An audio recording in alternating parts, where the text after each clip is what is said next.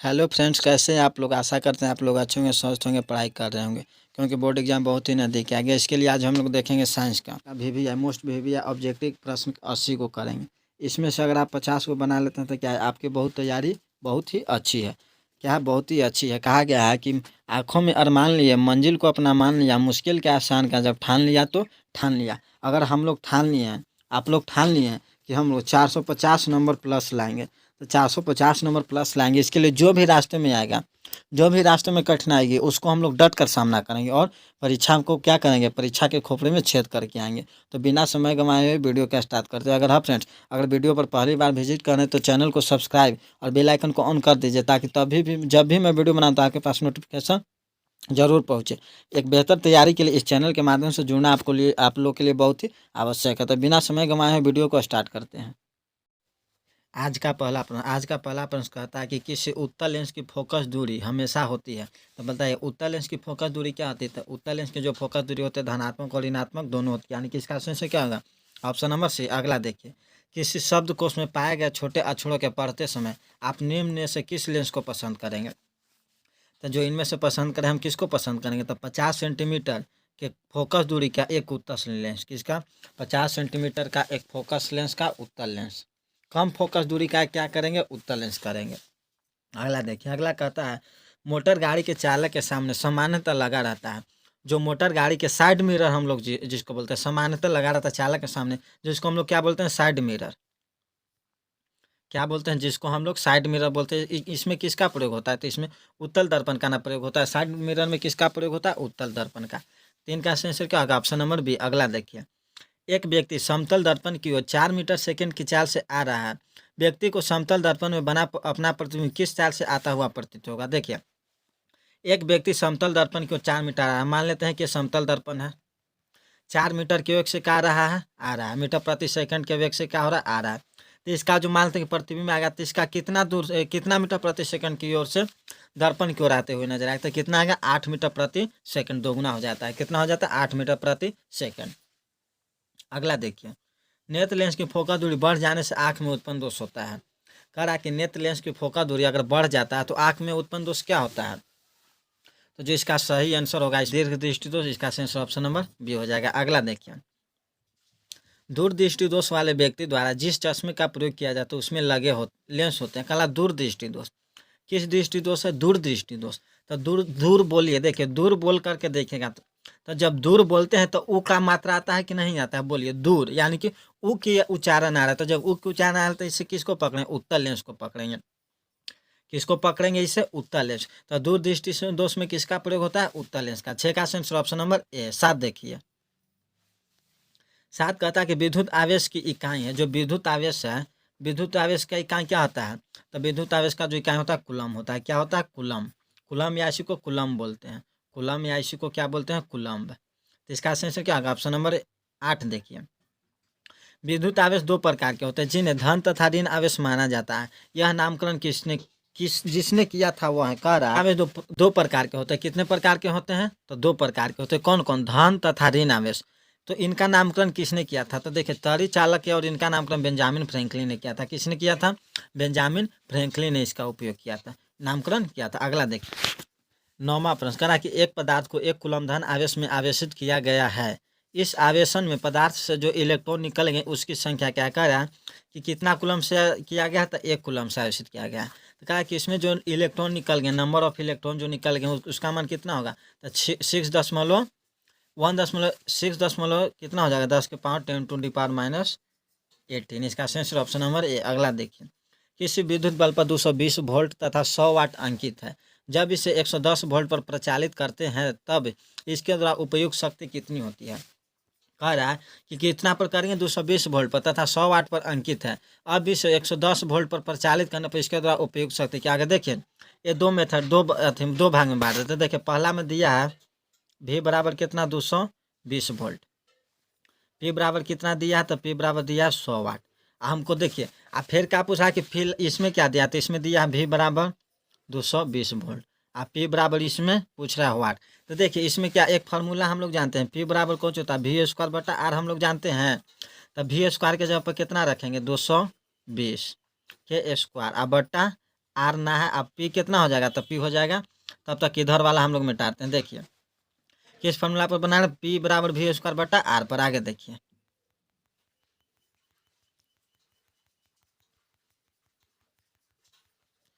किस फॉर्मूला पर बनाएंगे, पी बराबर वी स्क्वायर बटा आर पर। वी का मान कितना हो जाएगा, 220 का स्क्वायर, अब बटा आर, आर नहीं है लेकिन पी कितना है, 110 वोल्ट। 220 का स्क्वायर करेंगे तो 220 का स्क्वायर कितना है, 220 गुने 220, दो बार लिख सकते हैं, लिख सकते हैं। आर स्क्वायर, आर स्क्वायर इधर आ जाएगा, बराबर 110 नीचे आ जाएगा। देखिए 0 से 0 कट जाएगा, 11 दूना 22, तो आर बराबर कितना आ जाएगा, 22 दूना, देखिए 0, 2 दूना 4, 110, 220, 2 दूना 4 और 2 दूना, देखिए 2 से गुना करेंगे 0, 2 दूना 4 की 4, 2 दूना, देखिए यहाँ 100 वाट है, तो देखिए 2 जीरो से 2 जीरो कट जाएगा, तो 22 से करेंगे तो कितना आएगा, आर बराबर आएगा 484। आगे देखिए आर बराबर आया कितना, आर बराबर आ गया मेरा 484। फिर लिखेंगे पी बराबर वी स्क्वायर बटा आर। वी स्क्वायर कितना इसमें दिया है, तो 110 वोल्ट, तो 110 गुने 110, अब बटा आर का मान कितना निकालें, 484। तो देखिए 11 से अगर इसको काटते हैं, देखिए 11 से अगर काटते हैं तो कितना बार में कटेगा, 11 से 11 चौक 44, 11 चौक 44, 44 बार में कट जाएगा। फिर 11 से इसको काटते हैं तो ये कटेगा कितना, 10 बार में। फिर देखिए 11 चौक 44 4 बार में कट जाएगा, फिर कितना बार में, 10 बार में कटेगा। तो 10 और 10 को गुना करेंगे तो कितना आएगा, 100, और 4 नीचे है तो 25 चौका 100, तो इसका सही आंसर क्या हो जाएगा, ऑप्शन नंबर डी, 25 वाट। कितना हो जाएगा, 25 वाट। इस फार्मूला पर बना लीजिएगा, पी बराबर वी स्क्वायर बटा आर पर सही हो जाएगा, इसी फार्मूला पर बनेगा। अगला देखिए विद्युत चुंबकीय प्रेरण की परिघटना है। जो विद्युत चुंबकीय प्रेरण की परिघटना है क्या है, तो कुंडली, देखिए यहाँ पर कुंडली होगा, कुंडली तथा चुंबक के बीच अपेक्षित गति के कारण कुंडली में प्रेरित विद्युत धारा उत्पन्न करना। जो इसका सही आंसर हो जाएगा, ऑप्शन नंबर कितना होगा, ऑप्शन नंबर सी हो जाएगा। क्या हो जाएगा, ऑप्शन नंबर सी। देखिए 12 विद्युत जनित का सिद्धांत का उदाहरण करा कि विद्युत जनित का जो सिद्धांत है किस पर आधारित है। जो विद्युत जनित होता है किस पर आधारित है, तो विद्युत चुंबकीय प्रेरण पर आधारित है। किस पर है, विद्युत चुंबकीय प्रेरण पर आधारित। इसका आंसर क्या होगा, ऑप्शन नंबर सी। अगला देखिए लघु पथन के समय परिपथ में विद्युत धारा का मान क्या हो जाता है। जब लघु पथन होता है तो उसके समय विद्युत धारा का मान क्या हो जाता है, बहुत अधिक बढ़ जाता है। इसका आंसर क्या होगा, ऑप्शन नंबर सी। अगला देखिए प्रतिक्रिया PbO प्लस सी, अभिक्रिया के बाद Pb प्लस CO बनाते हैं, यानी कि कार्बन मोनोऑक्साइड बनाता है। तो जो कह रहा है कि इसका सही आंसर क्या है, तो सी एक क्या है, देखिए सी ऑक्सीजन के साथ होता है, तो सी एक क्या है, अकारक है। तो इसका आंसर क्या होगा, ऑप्शन नंबर सी, सी एक अकारक है। अगला देखिए निम्न धातुओं में से कौन NaOH के विलयन से H2 को प्रतिस्थापित करेगा। H2 गैस देता है, तो हाइड्रोजन गैस कौन देगा, एल्युमिनियम देगा। कौन देगा, एल्युमिनियम देगा। अगला देखिए यदि विलयन का pH 13 है, इसका अर्थ क्या है। मान लेते हैं कि विलयन है, उसका pH मान कितना है, तो pH मान 13 है, तो क्या होगा, 7 से 13 14 तक कौचो होता है, क्षार होता है, यानी कि भस्म होता है। तो क्या होगा, प्रबल भास्मिक होगा। क्या होगा, प्रबल भास्मिक होगा। इसका आंसर ऑप्शन नंबर डी। अगला करा कि साधारण ताप पर फास्फोरस का अनुसूत्र क्या होता है।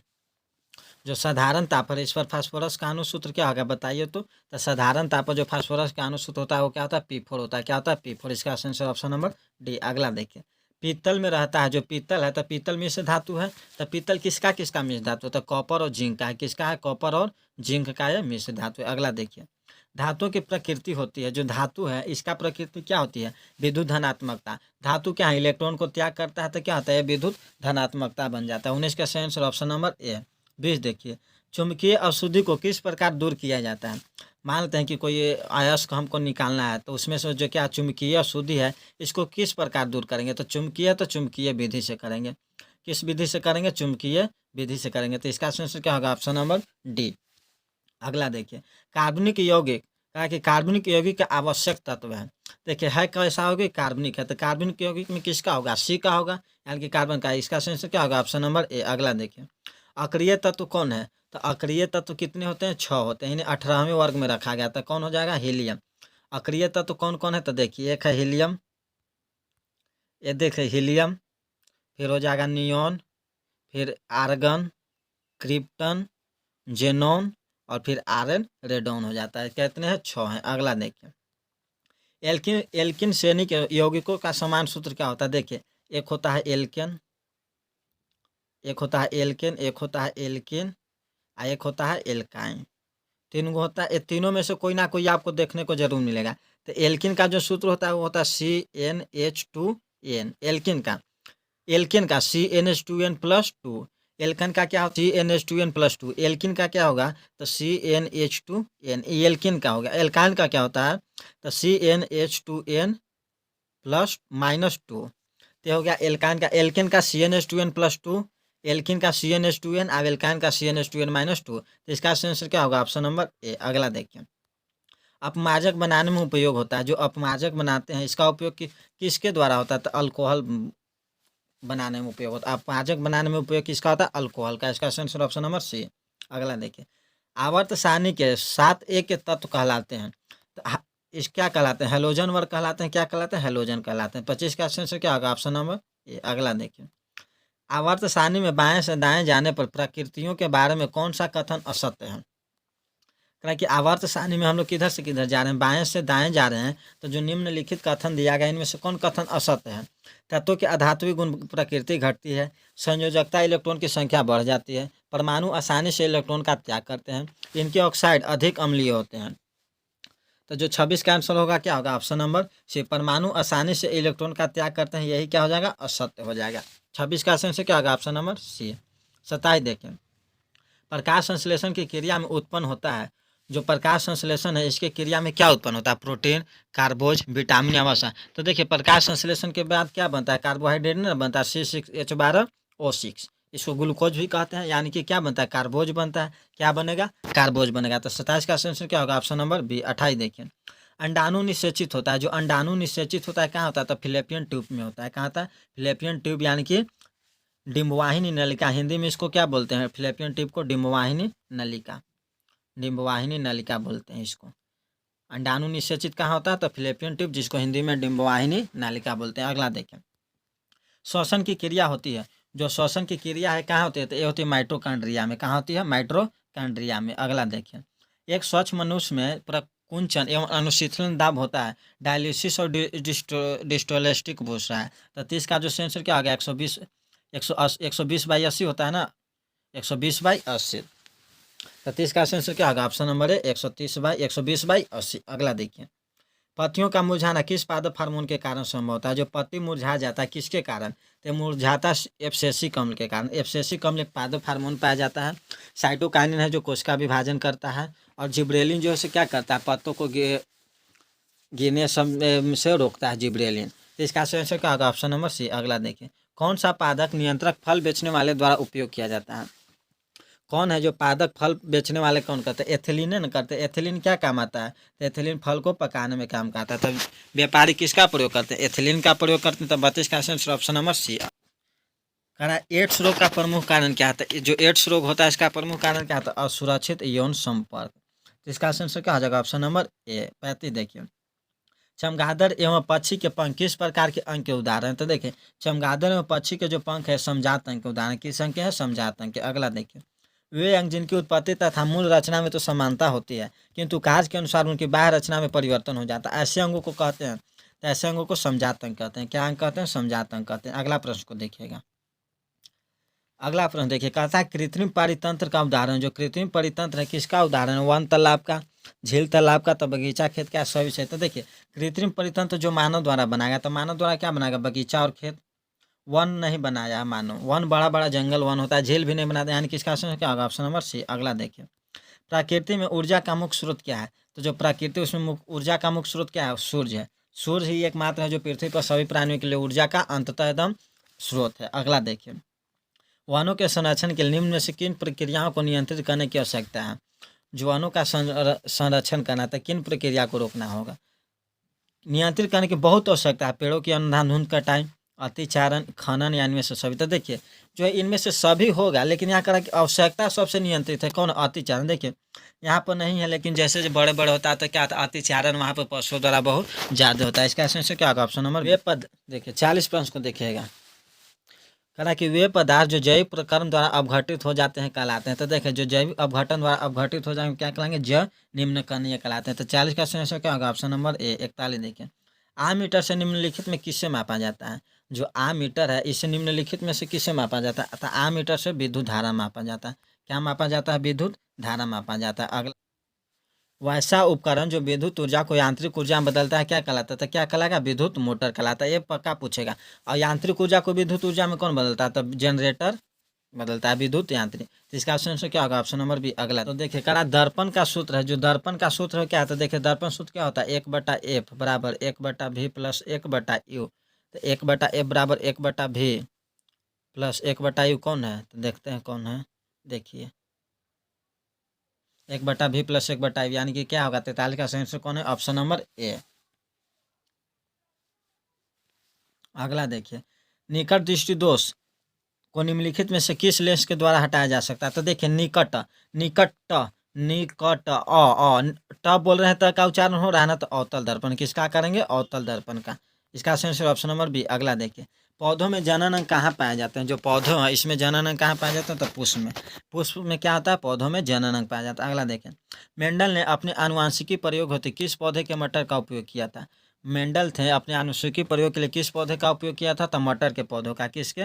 मटर के पौधे का। तो इसका आंसर क्या होगा? ऑप्शन नंबर सी अगला देखें, पारिस्थितिकी तंत्र में ऊर्जा का प्रवाह किस दिशा में होता है? तो जो पारिस्थितिकी तंत्र है इसमें ऊर्जा का प्रवाह जो एक दिशीय में होता है। किस में होता है? एक दिशा में। अगला देखिए, ओजोन परत पाया जाता है। जो ओजोन परत है ये कहाँ पाया जाता है? तो ओजोन जो परत है वायुमंडल के ऊपरी सतह में पाया जाता है। वायुमंडल के ऊपरी सतह यानी कि समताप मंडल में पाया जाता है। ओजोन मंडल कहाँ पाया जाता है? ऐसे समताप मंडल में। पूछेगा कि ओजोन मंडल कहाँ पाया जाता है? तो समताप मंडल में। अगला देखें, दाढ़ी बनाने में कौन सा दर्पण उपयुक्त होता है? जो दाढ़ी बनाते हैं इसमें कौन सा दर्पण उपयुक्त होता है? तो अवतल दर्पण। कौन सा दर्पण? अवतल दर्पण। अगला देखें, प्रकाश के परावर्तन के कितने नियम है? जो प्रकाश के परावर्तन इसके कितने नियम है? तो 2 नियम है। और अपवर्तन के भी कितने नियम है? तो अपवर्तन के भी 2 नियम है। अगला देखिए, निर्वात में प्रकाश की चाल होती है। तो जो निर्वात में प्रकाश की चाल होती है वो कितना होती है? 3 × 10⁸ मीटर प्रति सेकेंड। तो इसका आंसर क्या होगा? ऑप्शन नंबर ए अगला देखिए, किस दर्पण में बड़ा प्रतिबिंब बनता है? तो देखिए बड़ा प्रतिबिंब किस में बनता है? अवतल दर्पण में। देखिए उत्तल दर्पण में वस्तु के बराबर ही बनता है, छोटा बनता है। समतल में बराबर बनता है। अवतल दर्पण में ही क्या बनता है? वस्तु से बड़ा प्रतिबिंब बनता है। तो इसका आंसर ऑप्शन नंबर बी अगला देखें, दंत विशेषज्ञ किस दर्पण का उपयोग मरीजों के दांतों का बड़ा प्रतिबिंब देखने के लिए करता है? तो डॉक्टर किसका प्रयोग करते हैं? तो जो डॉक्टर है उसका प्रयोग करते हैं अवतल दर्पण का। इसका डॉक्टर जहाँ गया अवतल दर्पण मार दीजिएगा। अगला देखिए, किस दर्पण में केवल आभासी काल्पनिक प्रतिबिंब बनता है? केवल आभासी एवं काल्पनिक प्रतिबिंब बनता है। किसमें बनता है? समतल और उत्तल दोनों में जो है सो काल्पनिक के बनता है। इसका आंसर क्या होगा? ऑप्शन नंबर डी अगला देखिए, अगला कहा कि मोटर चालक के सामने दर्पण साइड मिरर लगा रहता है। तो साइड मिरर में किसका प्रयोग होता है? उत्तल दर्पण का। तो इसका आंसर क्या होगा? ऑप्शन नंबर सी अगला देखिए, गोलीय दर्पण के परावर्तन पृष्ठ की वृत्ताकार सीमा रेखा का व्यास कहलाता है। देखिए गोलीय दर्पण ही है मान लेते हैं, इसका वृत्ताकार सीमा है, वृत्ताकार सीमा है ना, तो इसका व्यास क्या कहलाएगा? तो इसका व्यास क्या कहलाता है? वक्रता त्रिज्या कहलाता है। क्या कहलाता है? वक्रता त्रिज्या। तो 56 का आंसर क्या होगा? ऑप्शन नंबर बी अगला देखिए, अगला कहता है प्रकाश तरंग उदाहरण। तो जो प्रकाश तरंग किसका उदाहरण? तो प्रकाश तरंग विद्युत चुम्बकीय तरंग का उदाहरण है, विद्युत चुम्बकीय तरंग। 57 का आंसर क्या होगा? Option number B 58। देखिए कहता है कि गोलीय दर्पण में फोकसांतर में वक्रता त्रिज्या के बीच संबंध क्या? तो गोलीय दर्पण में आर और एफ के बीच संबंध पूछ रहा है। तो आर किसके बराबर होता है? 2f के बराबर होता है। तो आर 2f के बराबर करने हैं, देखते हैं। तो सी में है, देखिए इसको गुना करेंगे तो क्या होगा? 2f बराबर आर नहीं हो जाएगा। तो इसका आंसर ऑप्शन नंबर सी अगला देखिए, समतल दर्पण में प्रतिबिंब की प्रकृति क्या होती है? जो समतल दर्पण है इसमें प्रतिबिंब की जो प्रकृति क्या होती है? तो काल्पनिक एवं सीधा होता है। तो आभासी तथा बराबर हो जाएगा। इसका आंसर क्या हो जाएगा? आभासी तथा बराबर। देखिए समतल दर्पण में वस्तु के जो है सो बराबर ही प्रतिबिंब बनता है। तो 59 का आंसर क्या होगा? ऑप्शन नंबर डी अगला देखिए, सोलर कुकर बनाने में किसका उपयोग होता है? जो सोलर कुकर इसमें बनाने में किस दर्पण का व्यवहार किया जाता है? तो अवतल दर्पण का। सोलर में किसका? अवतल दर्पण का। देखिए ये पूछता है कि जो है सोलर का प्रयोग हम किस दिन नहीं कर सकते हैं? तो बादल रहित दिन में नहीं कर सकते हैं। बादल रहित यानी कि बादल रहने में। अगला देखिए, सर्च लाइट का परावर्तक सतह होता है। जो रोड पर सर्च लाइट होता है इसका परावर्तक सतह क्या होता है? अवतल होता है। तो 61 का आंसर ऑप्शन नंबर बी आगे देखिए, यदि किसी बीम के प्रतिबिंब का आवर्धन ऋणात्मक हो तो उस प्रतिबिंब की प्रकृति क्या होगी? देखिए प्रतिबिंब के आवर्धन कैसा ऋणात्मक है तो उस प्रतिबिंब की प्रकृति क्या होगी? तो इसका वास्तविक और उल्टा होगा। जब ऋणात्मक होता है तो प्रतिबिंब कैसा बनता है? वास्तविक और उल्टा बनता है। अगला देखिए, अगला कहता है कि किसी दर्पण के सामने आप चाहे जितनी दूर पर खड़े हो आपका प्रतिबिंब सीधा ही बनता है। संभवतः कौन दर्पण है? तो देखें आप किसी भी कहीं पर खड़ा हो जाइए, ये मान लेते हैं दर्पण है, कहीं भी वक्ता त्रिज्या अनंत अनंत के बीच, वक्ता केंद्र के बीच या फोकस ध्रुव के बीच आप कहीं भी खड़ी हो जाइए, प्रतिबिंब कैसा बनेगा? सीधा ही बनेगा। कैसा बनेगा? सीधा ही बनेगा। ऐसा किस दर्पण में? तो समतल और उत्तल दर्पण दोनों में होता है। अगला देखिए, अवतल दर्पण द्वारा किसी वस्तु का बना प्रतिबिंब आभास से सीधा तथा बिंब से बड़ा पाएगा। वस्तु की स्थिति कहाँ होनी चाहिए? देखिए, दर्पण कैसा है? अवतल दर्पण। इसमें कह रहा है कि कैसा पाया गया? आभासी उल्टा। तो मान लेते हैं कि फोकस है, ध्रुव है, यानी कि पोल है। तो कब आभासी बनता है अवतल दर्पण में? जब ध्रुव और फोकस के बीच में रहता है, यानी कि यहाँ पर।